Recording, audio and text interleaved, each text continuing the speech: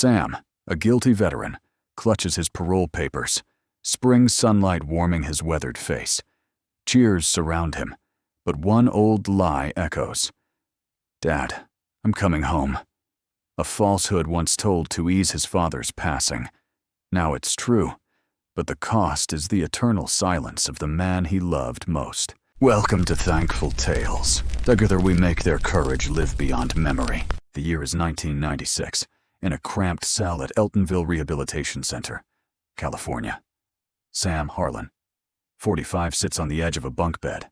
Moonlight slips through the iron bars, carving shadows on his weathered face. The air's thick with the smell of old paint and rusted metal, and the distant clang of a lock echoes like the pulse of a mournful song. On a small metal table, an old payphone sits silent, its tangled cord a mess of memories Sam can't unravel.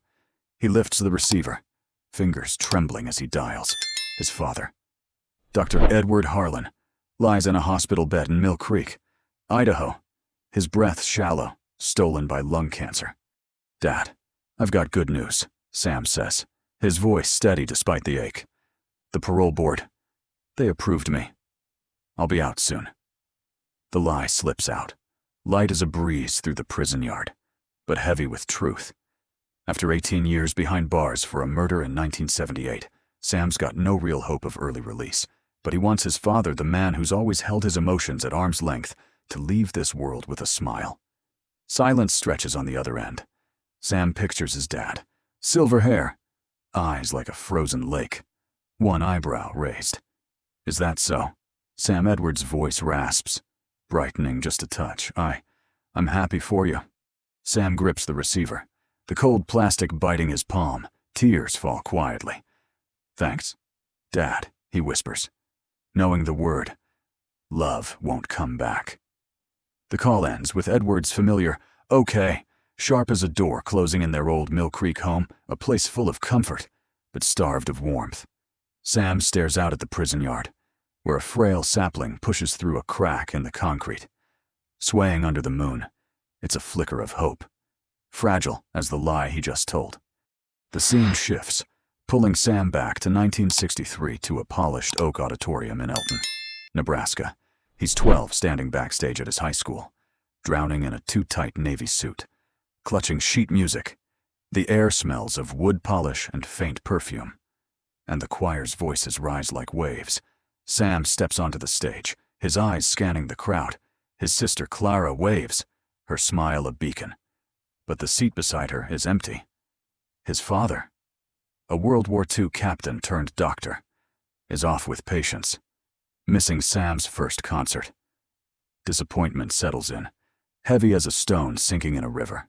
Sam remembers all the ways he tried to make his dad proud swimming, singing in the choir, but got only silence in return. Edward's endless work trips left Sam in a void of unspoken words. Did he ever see me? Sam wondered, his 12-year-old heart stinging. Back in the cell, Joe, his bunkmate, strolls in, snapping the memory. Calling the old man Joe teases, smirking. He say anything besides, "Okay." Sam gives a faint smile, his gaze drifting to the sapling. The lie he told his father was a gift, but it's a burden too. It cracks open a question that's haunted him. Did his father's silence, those years of distance, blow him off course, pushing him toward the darkness that landed him here? The moon hangs low, casting its glow on the yard. Sam's lie, his father's faint hope, the sapling's stubborn push through stone. They're all threads in the same story, a story of longing, of trying to bridge a gap that's always been there. Sam doesn't know if he'll ever cross it, but for now, he holds on to the lie, the sapling, the chance that even in this cold place, something can grow. It's 1971, and Sam Harlan, just 20, stands on the deck of a Navy ship off San Diego. His crisp white uniform flutters in the sea breeze, his hair whipping across his face. The air's thick with salt and diesel, and the waves slap the hull like a restless drum. Sam joined the Navy to make his dad, Dr. Edward Harlan, a World War II captain, proud, a dream born back in Elton, Nebraska. But every call home to Mill Creek, Idaho, brings his father's cold voice, ending with a clipped, "Okay." Sam grips the railing, the steel biting his hands, whispering to himself, "One day, Dad, you'll see me." By 1975, Sam's 24 and out of the Navy, carrying scars no one can see from months at sea.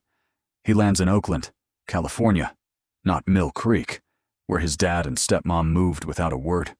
In a dive bar, neon lights flicker, and the stench of stale beer and cigarettes clings to his jacket.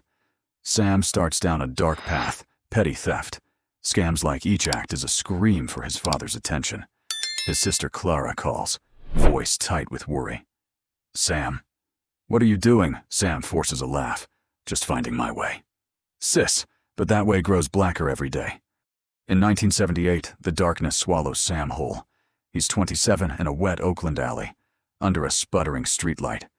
Desperation drives him to the unthinkable. He takes a life. Sirens rip through the night, cuffs snap on his wrists, and in the patrol car's mirror, Sam sees a stranger's eyes staring back. At trial, the judge's gavel cracks like a cell door slamming. Samuel Harlan, life in prison. The voice cuts, cold as stone. Sam bows his head. His father's silence, once just a sting, now feels like a second sentence, wrapping his life in shadow. It's 1980, and Sam, 29, steps into the yard at Eltonville Rehabilitation Center. Cracked concrete stretches around him, with one frail sapling pushing through a slit in the stone. The air's heavy with rust and dust, and the clank of locks echoes like a heartbeat. Joe, a gray-haired Vietnam vet, claps Sam's shoulder. "New guy. You gotta wear a mask here," he says, his smile hiding pain, not to live, but to forget. Sam nods, but memories of his dad, endless work trips, missed choir concerts cut like a blade. In the long nights, the buzz of a broken TV and Joe's coughing are Sam's only companions.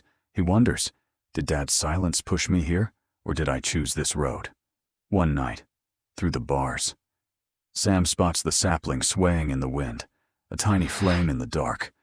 Joe mutters from the top bunk, "Careful, Sam. Hope fades fast in this place." Sam gives a small smile, eyes fixed on the tree. The wrong turns brought him here. But deep inside, a question burns. Can I make things right, even in this prison's shadow? The sapling stands, stubborn against the odds, like the flicker of something unbroken in Sam. He doesn't know if redemption's possible. But that tree, that question, keeps him holding on.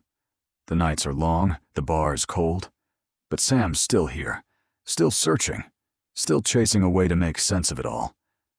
Maybe it's for his dad, maybe for himself. Either way, in this hard place, that sapling's fight feels like his own, a quiet, desperate push to grow, to live, to find light in the dark. It's 1998, and Sam Harlan, 47, sits in a cramped cell at Eltonville Rehabilitation Center. A flickering TV casts blue light across his weathered face, etched with lines of time. The air's heavy with rust and antiseptic, and the speaker crackles through an NCIS episode. On screen, a son kisses his father's forehead, their rift healed. Sam's throat tightens, tears spilling down his cheeks. After 20 years locked up for a 1978 murder, the silence he's carried since his childhood in Elton, Nebraska, breaks like a dam bursting wide.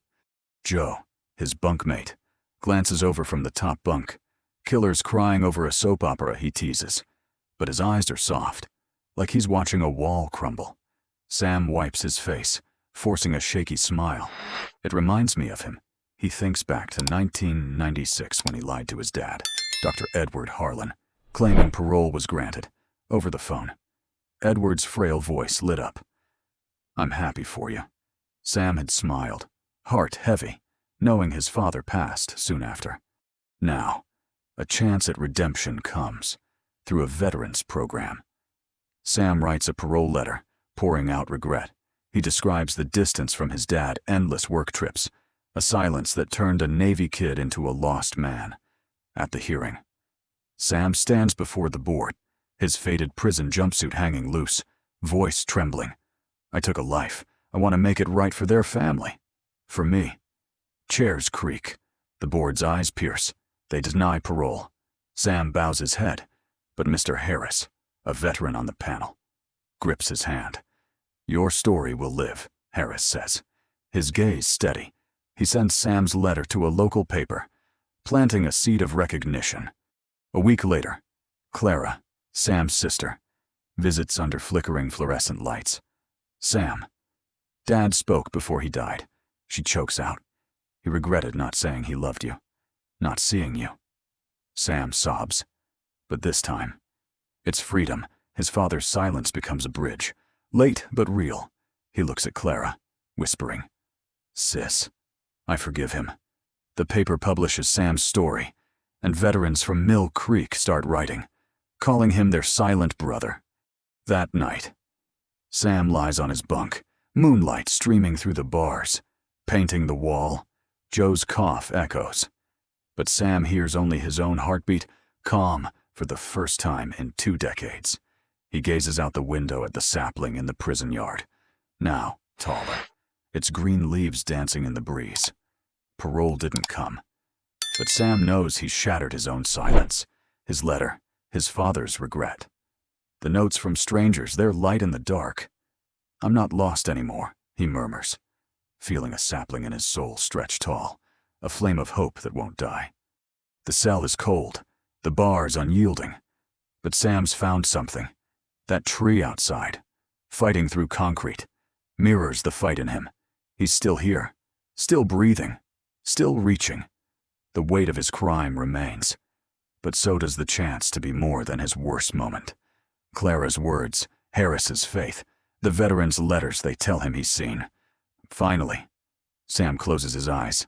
The TV's hum fading, the sapling sways, and in its quiet strength, Sam finds his own.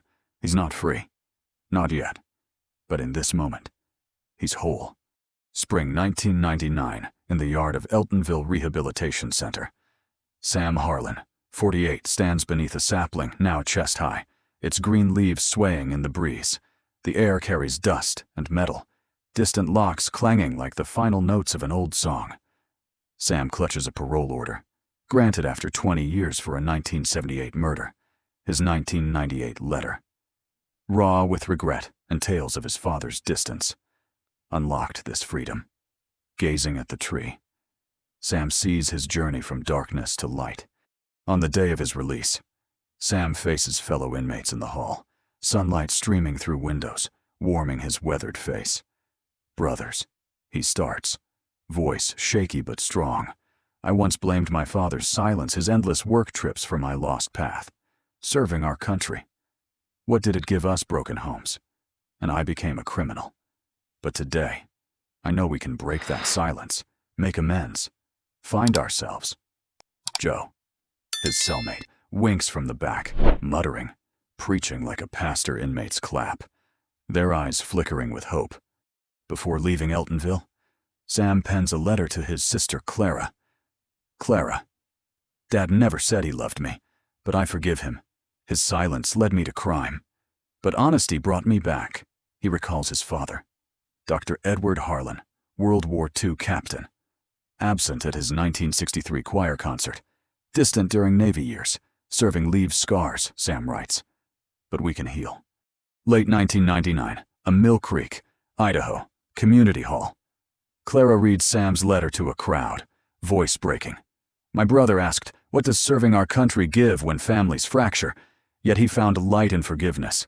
Veterans nod. One says, "He's us." Applause rises like waves. Sam's story, spread by Mr. Harris from the parole hearing, sparks hope in weary souls. Clara pictures that prison sapling, now a sturdy tree, its branches shading others. Sam, free somewhere, isn't here. But his legacy breathes. A teen in the crowd whispers, "I want to tell my story." Clara smiles, feeling her brother's warmth. In a final moment, Sam stands outside the prison, moonlight bathing the sapling. The wind hums like a lullaby. "I've found myself," he murmurs, face glowing. Freedom wrapping him like a friend. Serving our country. What does it give families? Each story holds a different answer. Sam Harlan's tale lights up quiet courage and forgiveness. Have you known someone like Sam or his father? Share your thoughts. Like, subscribe, and spread these heartfelt veteran stories from the soul.